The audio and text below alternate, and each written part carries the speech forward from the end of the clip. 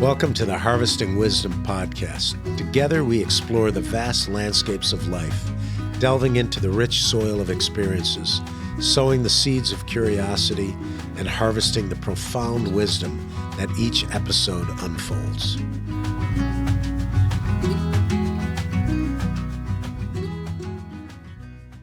Hi, this is Dr. Roselle with Harvesting Wisdom, and we're so excited to have the CEO from Valley Metro. We've actually met before, and you were a great memory. You are a keynote speaker at the South Mount Levine Chamber of Commerce. I remember you wowed the audience, so I've been looking forward to this interview.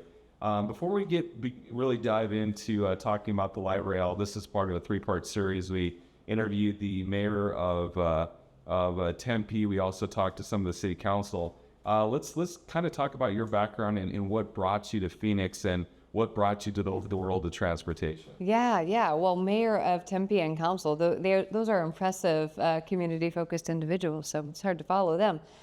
So I have worked in transportation over 20 years.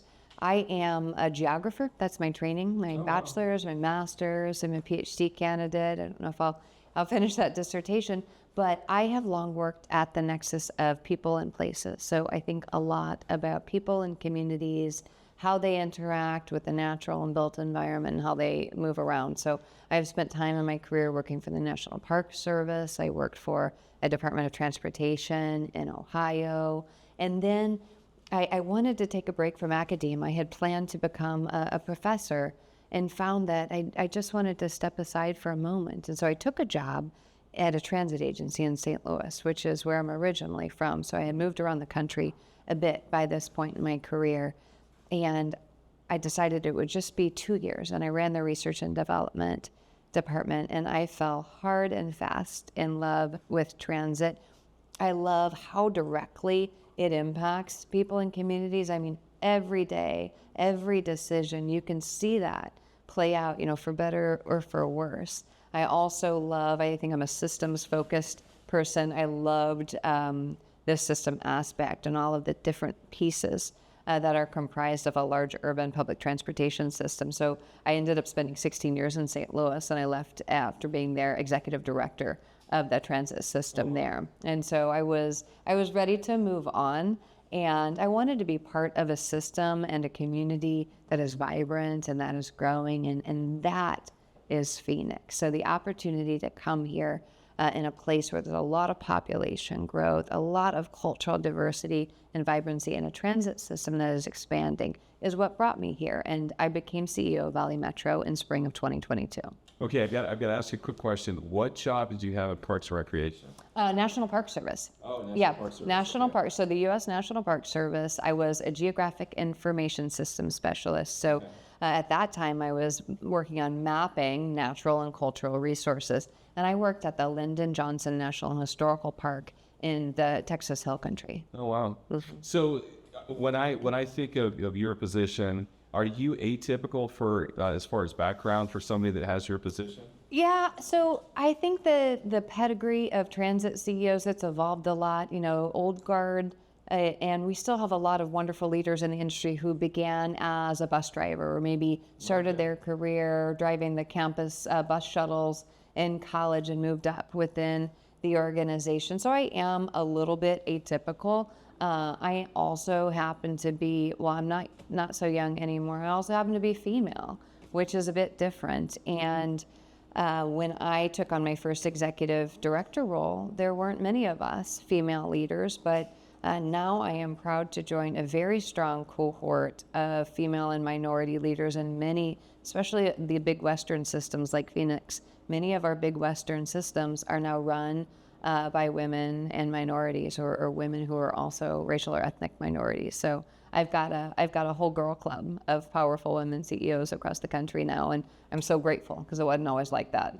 Honestly, when I hear a statement like that, there's usually, as far as the collegiality, there's somebody that mentored you or kind of led you along the way. Do you have that special person in your life that's kind of pulled you up and along? Yeah, I have a lot of people, and I have to concede that all of the people who did mentor me were men, because those are the people who were in positions of leadership along my career. So I had one mentor, and he's the person who hired me in St. Louis. And I remember starting the job, and he gave me this wonderful opportunity. I spent the first 6 weeks of my tenure there not doing my job, but really spending time learning the business and learning the agency and the system, cross-training with departments across the entire organization. Once you get in the job and in that day-to-day grind, especially in a leadership role, you don't often have the opportunity to step outside that and just learn and grow. So that was a great gift to me, and I think it contributed to my ascent within the organization, and it made my work more meaningful and relevant. So at Valley Metro, we've actually created a program we call Valley Metro Exchange, or VMAX, where it's a peer-to-peer learning program for team members within Valley Metro, where they spend months, not in the entire period of months, but they have focused coursework and tours where they're taken out of their day-to-day job and they are immersed in the other departments and really get to know the agency. Transit is one of those industries where you've got a lot of homegrown talent. And so we really emphasize career development, not just as career ladders, but really more lattices where you can move horizontally or diagonally into different roles. I'm always looking for utility players, and I always cultivate, even behind my senior leadership, a strong bullpen of future leaders behind them. You know, I love how you described your background and the application to what it is you do for Valley Metro. And for me, the way you described your organization and how you impact just almost the sphere of travel for individuals. So by each program that you implement within the city, it gives people access and the ability to travel across the city. And because of that, they have access to small businesses and venues that they might not have had before. You know, when I think of the light rail, and I think this is unfortunate sometimes, people think of it as a snapshot in time. So to have somebody like you on our podcast that could really talk to the start to the finish and then propel us forward, I'd love to hear, you know, kind of the high points of what it was like, you know, pre-light rail, what the vision was, and where they're going from here. Yeah, so our light rail system, we're 17 years old now. So it's still... Hey, just a quick point to the audience. How many people in here knew that the light rail was 17 years old? Would have guessed 2, 3 years, 5 years? Yeah, that's incredible. Yes, but it's still a relatively young system when we think of urban rail systems across the country.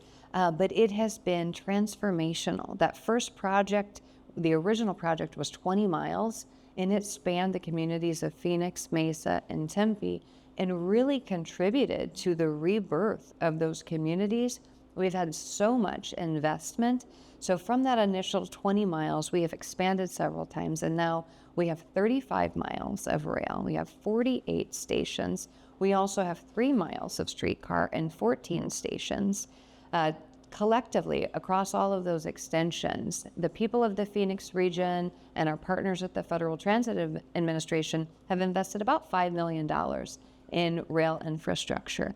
But along those corridors, we've seen $20 million in new economic development. Oh, wow. Yeah. So that's housing, a lot of it affordable housing, which is so important, especially today. Institutional development. Arizona State University is one of our great institutional partners, and we serve every one of their campus locations via bus, light rail, or streetcar, or some of them all three, like the ASU main campus. We've also seen tremendous development in research and private businesses. And we have a lot of partnerships with some of the cultural and event venues across Phoenix, Mesa, and Tempe that we are proud to serve. Can you highlight some of those partnerships and how they've impacted those in the local communities? Yeah. So one partnership that we have that I'm quite fond of is our partnership with Footprint Center. Mm-hmm. And so today, when you attend, whether it's a basketball game, you're seeing the Suns or the Phoenix Mercury, or attending a concert, your ticket is good for your light rail fare. Oh, wow. Yeah, the same is true of Phoenix Rising. I'm a huge soccer fan, and so I love being able to take light rail to the Phoenix Rising Stadium. So one thing that we've worked to do, we have a number of other partnerships, but I want to expand them, is we've worked to embed transit and rail in particular in the culture of these destinations. So when you think about going to the D-backs game or to the Mercury game, you think about, you take light rail to get there. And that's what we're working toward. This year, we just rolled out a new fare program, and I'm excited about it because it takes one of the pain points, which is paying for your transit fare, especially your occasional rider. If you're like me, I've got 3 kids. I never have cash on me. It makes it easier. You can download the Valley Metro app. You can plan your trip, and you can pay for your trip in the app, and then you just scan your phone when you board the train or the bus and get to where you need to go on the system. So you can load a pass on that too.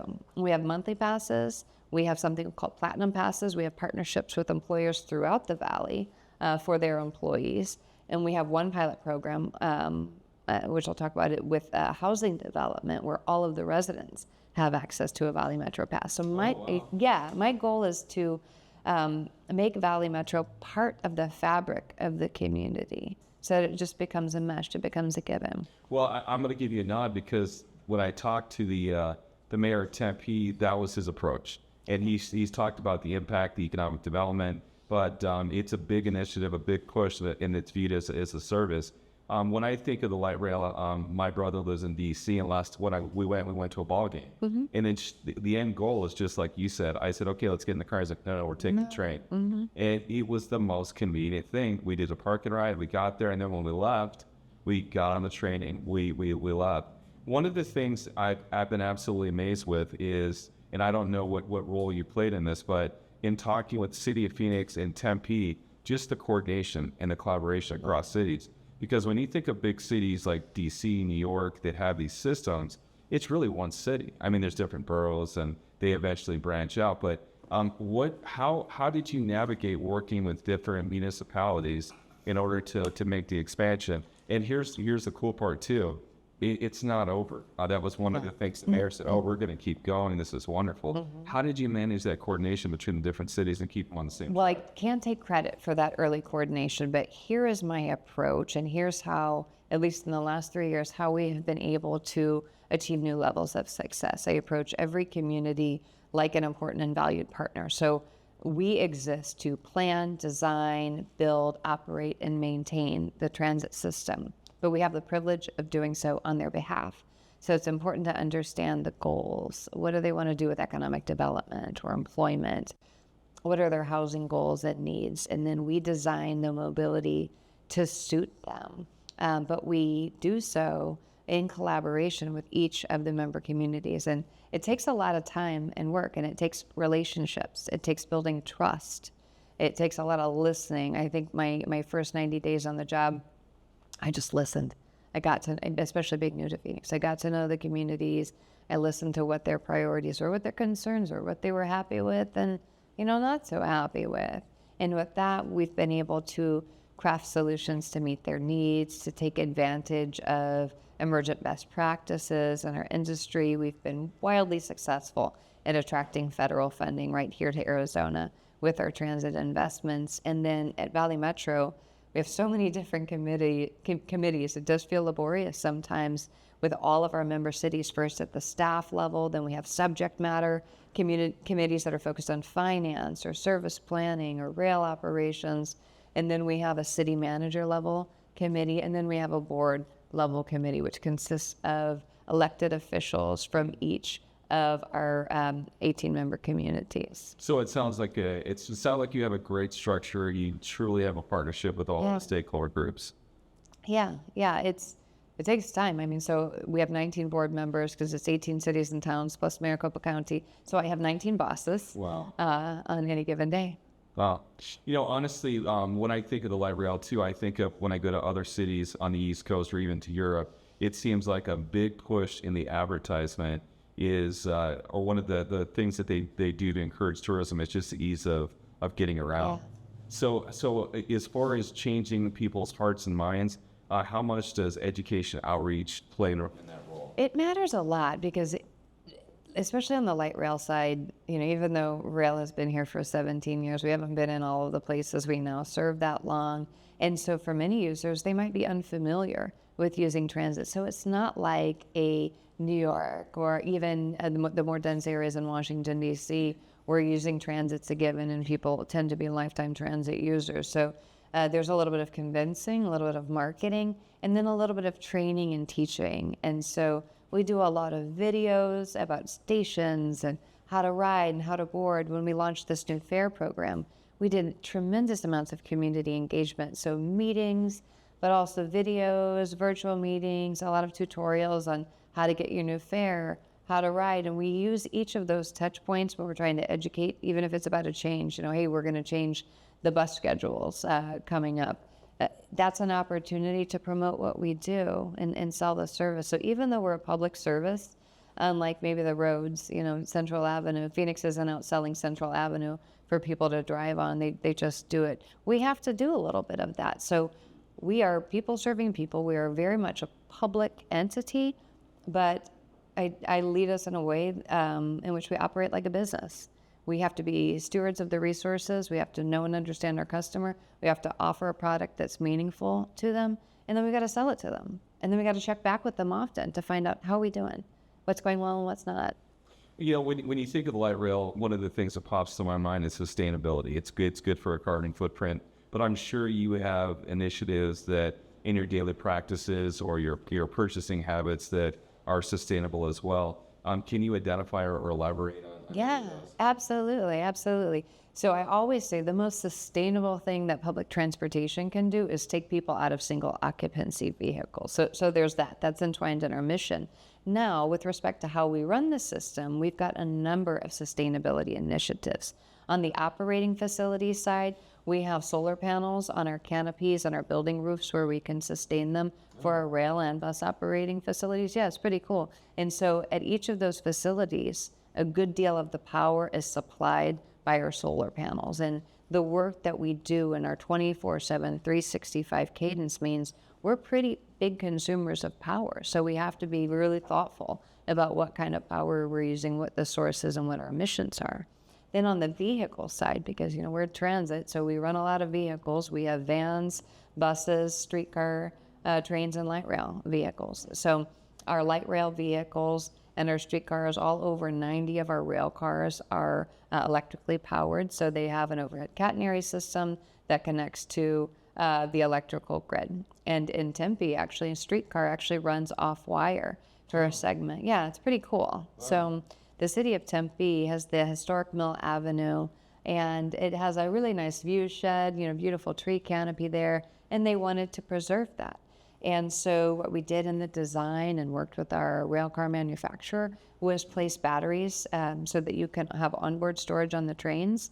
So when you get to Mill Avenue, pay attention. If you're ever riding the pantograph, which is the wire that connects the train to the overhead wire, the pantograph lowers. There are no wires. There are no traction power substations for a segment, and we operate off wire. And then you get to the other end of that segment, pantograph goes up, we connect. So we're running on battery for that segment. Is that unique to Phoenix? Does any other place? No, other systems, it's uncommon, and other systems have begun to do this. So now with future rail expansions, this is something that we're exploring, how we could operate off wire, whether or not we can retrofit some of our existing light rail cars to include battery storage, purchase new cars that come with batteries, and then you don't have to build those traction power substations, which are located at points along the alignment. Think of them as the utility station for that rail system. And then you don't have to have those overhead wires, at least for a portion of the project. So I'm really excited about that. Wow, that's definitely interesting. So it triggers another question too.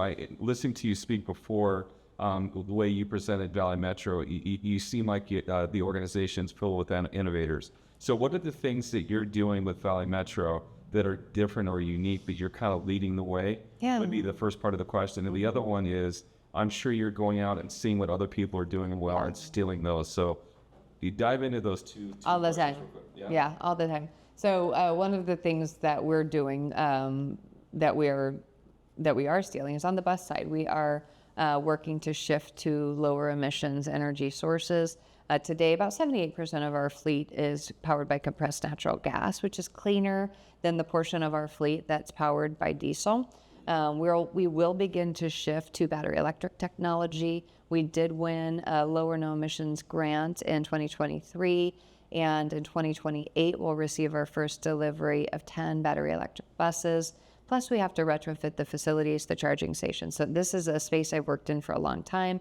And in my last role in St. Louis, we actually launched the nation's largest, at the time, initial deployment of battery electric buses. So I brought that with me here to Phoenix. Yeah, I have a question about shifting to electric, because I know it's great for emissions, but are there other considerations that people don't think about with making that transition?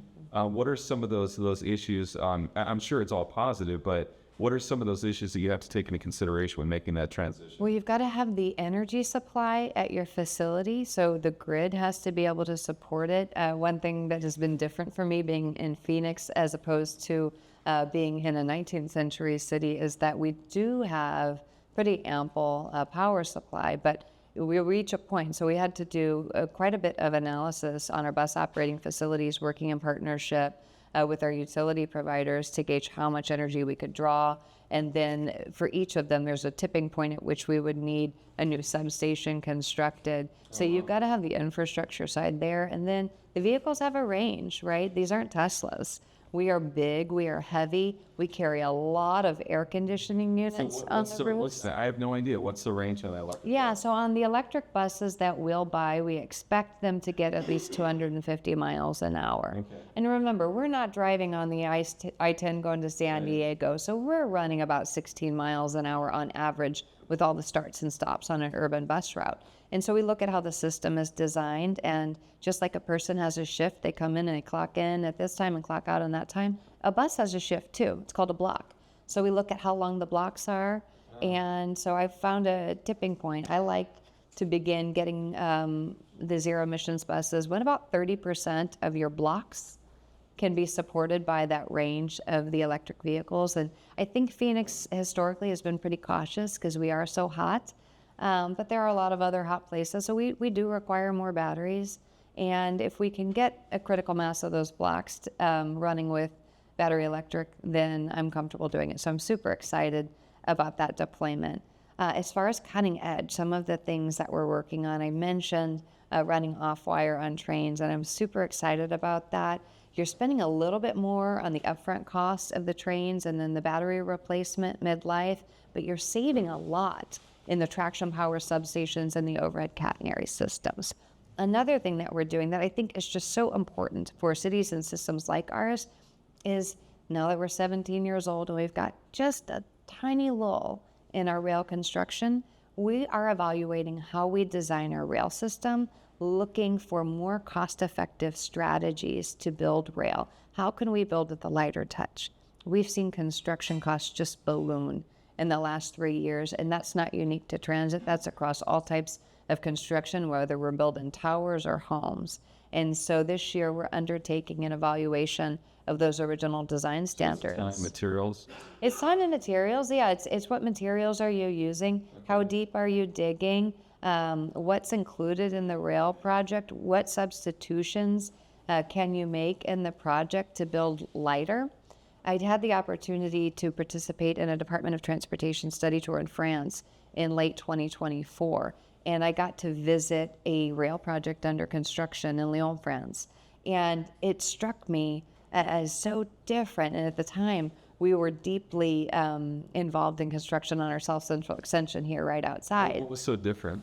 Well, the finished product looks very similar. Okay. But under construction, if you've seen our trenches, we're digging deep, we're replacing underground utilities a lot of the time. We're replacing the entire streetscape, and the trenches there were more narrow and much more shallow. And I said, but how are you, I mean, and everything tends to be smaller in terms of the right-of-way. This is a medieval city, of course. Yeah. So it's a little bit smaller. And they had Bobcat-sized diggers out there where we've got such heavy equipment. I said, but what about the utilities?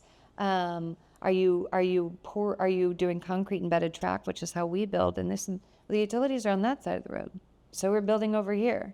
Oh, wow. And they had prefabricated track segments. So think of it like right there in the trench next to where they were going to lay the track. So think about it like I've got a train that runs around the Christmas tree. Okay, so it's got those track segments. Yeah. You fit them together, They had stacks of track segments, and they would just lay them one after another and keep moving. And then they come in the end and pour concrete alongside it. So the finished product, it looks like our concrete embedded track out here, but it's a lighter touch, and they're building faster and less expensive. How much time does that save?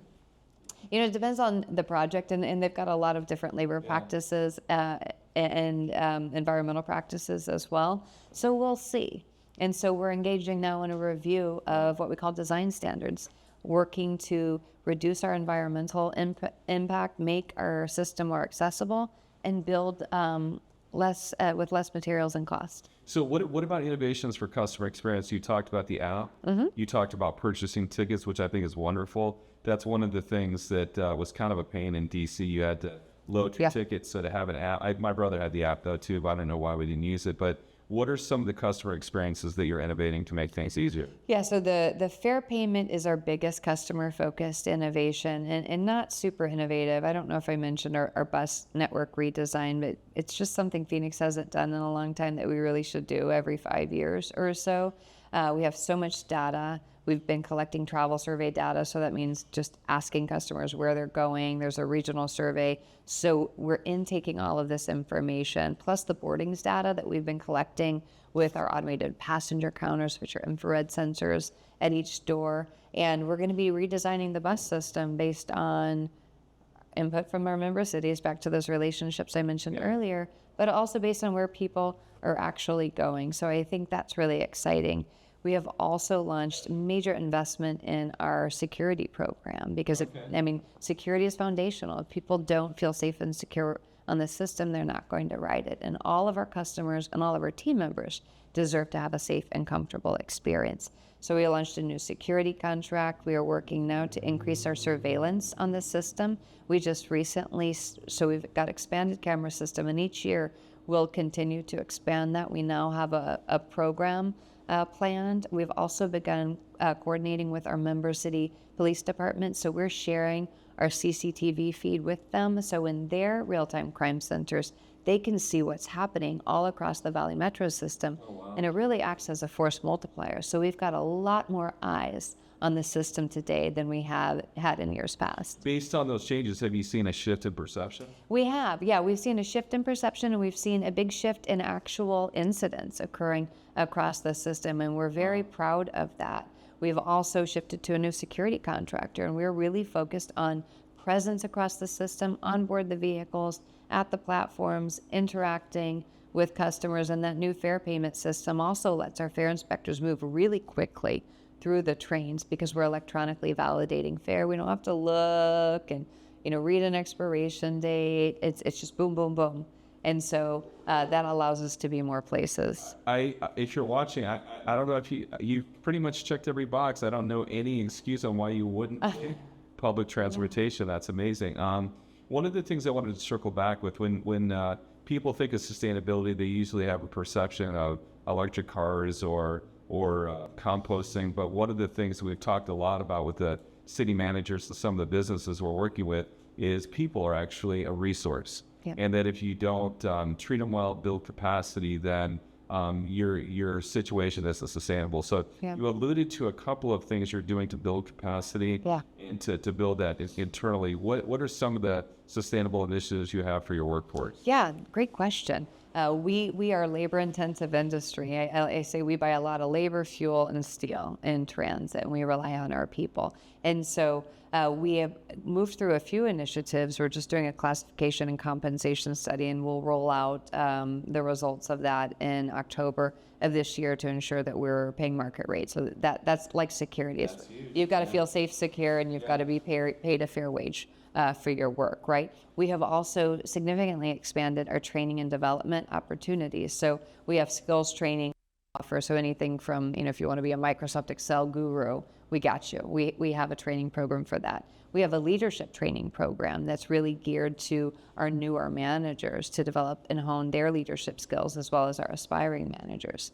We have a tuition payment program. So any of our team members want to pursue or continue their higher education, we are supportive of that. And then we have that Valley Metro Exchange program that I mentioned, where we're doing cross-training within the organization. We're also doing now, just this year for the first time as part of our annual evaluation process, we're doing career development planning with each team member, and we're also doing succession planning. So when we hire, especially for a leadership role, when we hire for that leadership role, I'm thinking of who that next in line team member or potential team members are that we're cultivating and developing. And I think as a young agency, we just hadn't done this for a lot of years. And so I'm trying to position us as a go long, more sustainable organization. I've had to do a lot of hiring from outside the Phoenix region for transit specific skills.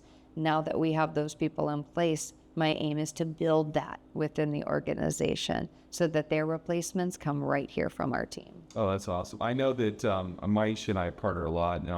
When I was in my role as an educator, one of the things that we partnered a lot were STEM initiatives. Yeah. And I always said that you talked about mentorship and that there's not a lot of females in the organization. How do you encourage females coming up to get excited about transportation and mentor them through STEM? Yeah, so one of the things we do is support, there's an organization called Women's Transportation Seminar, and I've been part of WTS throughout my transportation career in its many iterations, and they have a STEM program that focuses on middle school young ladies, and we participate in that. We also work, I want to mention, we work with our contractors, so the teams that are actually building our alignments, and we set goals for participation in those programs for women and minorities. We're really struggling, I have to admit, in the skilled trades for women, particularly on our construction jobs. On our South Central Extension project, and we're really proud of the impact that we made on the local community. About 74% of the craft hours on this project came from workers who live in 5 zip codes around the South Central Extension. Yeah, many or most of them minority workers. So that's huge. Within our organization, especially in the skilled trades, actually, we also have programs where people can promote up and compete into different roles. I met a lady, I don't have favorites. We've got a lot of team members, but her story I think is super special. She is now a light rail vehicle mechanic, so she actually works on those trains and does major overhauls. And she began with us years ago cleaning trains, and then she became a parts washer, and then she moved progressively up, and now she's a light rail vehicle electromechanic, which I think is fantastic. Yeah, honestly, if organizations don't have those stories, it means it's not a priority. Yeah. So the fact that you can share that shows that it's a priority, and it's fantastic to hear. Honestly, just one last opportunity to answer this. When you think of the light rail, and one of the things we try to do is make connections, but a lot of times when people think of sustainability issues, it's a narrow slice. Mm-hmm. How do you see yourself fitting in to all the sustainability initiatives within the city of Phoenix? Yeah, so not only do we move people, but we have helped to create more sustainable, dense, walkable communities. Many of the communities we serve, like Phoenix, Mesa, and Tempe, they're built out. So we are only building up now. Mm-hmm. So we're seeing high density residential employment, educational and recreational opportunities. So we're making it easier for people to live, work, and play in shorter distances and to travel sustainably. So we are if you think about it, we're one puzzle piece in creating a sustainable and equitable community. And we're really proud of that. Is there, to all the listeners out there, is there any initiatives or engagement activities that you want to invite people to take part of in the next month or so? Yeah, well, in the next month or so, we are continuing to accept public comment on our Capital Extension Light Rail project. But coming up later in the fall, I really want the community to participate in, it's called Comprehensive Operational Analysis. We're going to have to think of a slick project name, but that bus redesign. We want to hear from our customers where you want to go. Customers can also always reach out to Valley Metro. We mine those customer comments. That data is gold. And we also use AI to actually mine not just our customer comments, but social media feeds. So when people are chatting, maybe you're on Instagram or Facebook or Twitter, and you're chatting about Valley Metro, we're picking that up and we're monitoring. And I look at our social feeds and reports every single week. So I like to know what people are saying. You're really going out of your way to listen. That's fantastic. So, it's been such a thrill to talk to you. I have to admit, I'm a little surprised. There are certain things that I wasn't expecting to hear. You talking about mentorship, you talking about affordable housing, in building capacity within your organization. It really just shows the depth and the impact you're having, not only in transportation, but your community. Thank you so much for being here today at Harvesting Wisdom, and hope to partner with you guys again in the future. Thanks for the opportunity, and it is a pleasure to serve the Phoenix community. Thank you. All right.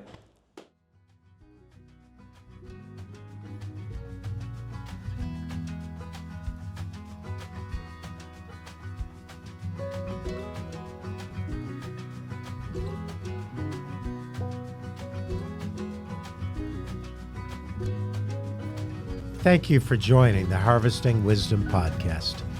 Click subscribe and like for ongoing insightful conversations. Explore our webpage for show notes and additional resources. Visit our guests' webpage for deeper insights. Your engagement is the foundation of our journey, and until next time, keep pursuing wisdom.